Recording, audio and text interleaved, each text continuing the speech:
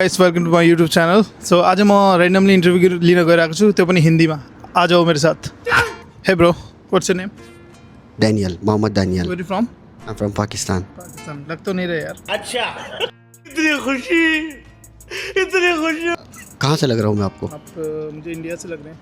नहीं, I'm from Pakistan. Pakistan. Yeah. Okay, nice. आप अभी जिम से आ रहे हैं सर? हाँ, अभी मैं जिम से तो आ रहा आपको कितना टाइम हो गया जिम में? हूँ। स्टार्ट में तो 7-8 मंथ्स मैंने किया था, 1 साल पहले, 1 ईयर बिफोर। लेकिन अभी रिसेंटली जो स्टार्ट किया दोबारा तो 3-4 मंथ हो गए। तो आपका मतलब डाइट कैसे फॉलो कर रहे हैं आप? डाइट के बारे में बताएंगे? डाइट का यही है कि मैं लोगों को ये सजेस्ट करता हूँ कि आप प्रोटीन लें, ठीक है, which will help to build your body. And second मैं ये सजेस्ट करूँगा कि आप जब प्रोटीन लेंगे तो एनर्जी आपकी बॉडी के अंदर होती है, जो कि आपको एक्सरसाइज करने में हेल्प करेगी। लेकिन मैंने रिसेंटली जो अपने ऊपर अप्लाई किया वो ये कि मैंने खाना एक टाइम कर दिया बस। अच्छा, मतलब अपना वेट लूज़ किया। when I joined the gym, I had almost 76 kg. So after reducing it's come almost 67. So within 4 months मैंने अपना 8 kg वजन reduce किया। Very nice sir. सो जैसे कि ब्रो आपने अभी अपना डाइट कम किया, एक टाइम खाना किया, आपको कुछ वीकनेस फील नहीं हो रहा? नहीं, देखो, मैं बहुत सारी यूट्यूब्स देखी है, मैंने वीडियोस देखी है।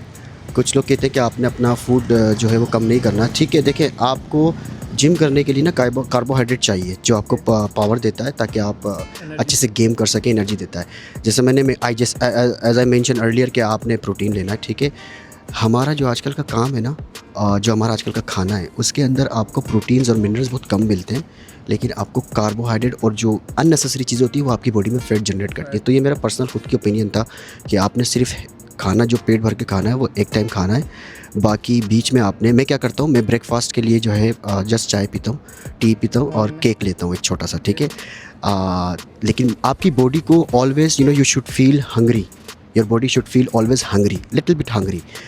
जो आपने पेट भर के खाना खाना है वो सिर्फ आफ्टरनून में खाना है, उसके बाद आपने फिर कोई दूसरी चीज़ नहीं खानी। एंड इट्स वेरी गुड अगर आप अपना लंच 3 या 4 बजे के बाद ले रहे हैं, ठीक है। लेकिन जिम करने के बाद आपने प्रोटीन प्रॉपर लेनी है ताकि आपकी बॉडी में एनर्जी रहे। So I never ever feel any kinds of weakness while doing gym. मैं स्टिल जिम कर रहा हूँ और मैंने खाना भी सिर्फ एक टाइम रखा हुआ है और प्रोटीन में प्रॉपर एवरीडे कंसिस्टेंसी से लेता हूँ। और जो 3 टाइम हम खाना खाते हैं, ब्रेकफास्ट में पराठे, ये वो, फिर आफ्टरनून में लंच, फिर उसके बाद ये सब हमारा सबकॉन्शियसली बस ये होता है हमें 3 टाइम खाना है। तो मैं लोगों को ये सजेस्ट करूँगा, आपने 1 टाइम खाना खाना है, बीच में आप फ्रूट्स खा सकते हैं। आप लेमन जूस का इस्तेमाल करें ताकि आपको विटामिन सी भी जाए, और प्रोटीन लें प्रॉपर्ली तो आपकी बॉडी स्लिम बनेगी एंड कटिंग आएगी, और ज़्यादा आपका फैट आपकी बॉडी पे नहीं दिखेगा, विच मेक्स यू मोर अगली, स्पेसिफिकली फॉर द मेंस। ये this is my personal suggestion. Sir आप फिट भी लग रहे हैं। 50 रुपया कट ओवर एक्टिंग के तो ब्रो डेनियल, आप क्या सजेस्ट करना चाहोगे कि एक इंसान को जैसे फिट होना है तो उसको कितना टाइम तक मतलब जिम में जाना चाहिए, मतलब कितना टाइम उसको देना चाहिए कि वो प्रॉपर शेप में आ सके?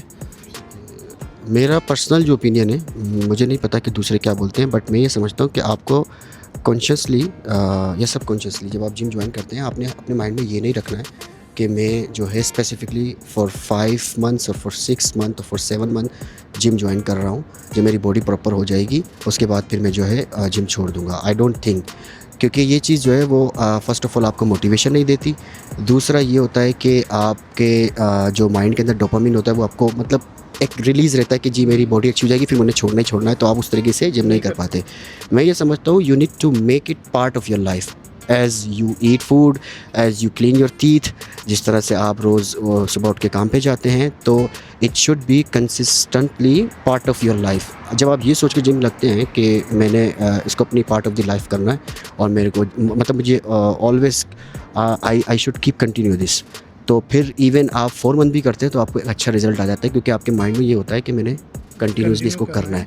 फिर आपकी सिचुएशन पर डिपेंड करता है। If it's getting difficult for you to keep continue, then you can leave. Otherwise join आपने यही सोच के करना है कि मैंने हमेशा करना है, it's my part of life. Okay bro Daniel, आपसे मिलकर बहुत अच्छा लगा। आपसे एक छोटा सा लास्ट क्वेश्चन, आप जैसे आप बिगिनर्स को आप क्या सजेशन देना चाहेंगे रिगार्डिंग फिटनेस? सजेशन मैं ये दूंगा कि एक ही चीज़ जो आपको बेनिफिट देती है और यूजुअली लोग वो चीज़ नहीं करते हैं, वो है consistency.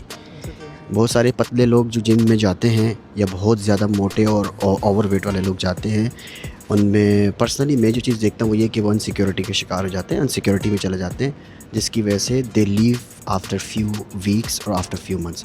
If you have a consistency potential, so I think you will get winning. Okay, अगर आप में कंसिस्टेंसी नहीं है, आप ये सोचते हैं क्योंकि it's this kinds of thing, gym properly is like there you cannot get result immediately. Okay, so you will have to put your time. मैं सिर्फ यही कहूँगा कि कंसिस्टेंसी रखें. अगर आप पतले हैं, अगर आप मोटे हैं, it will take time, it might take a lot of time, but one day result will come. If you do not have consistency, then I think you should not even start. That's it.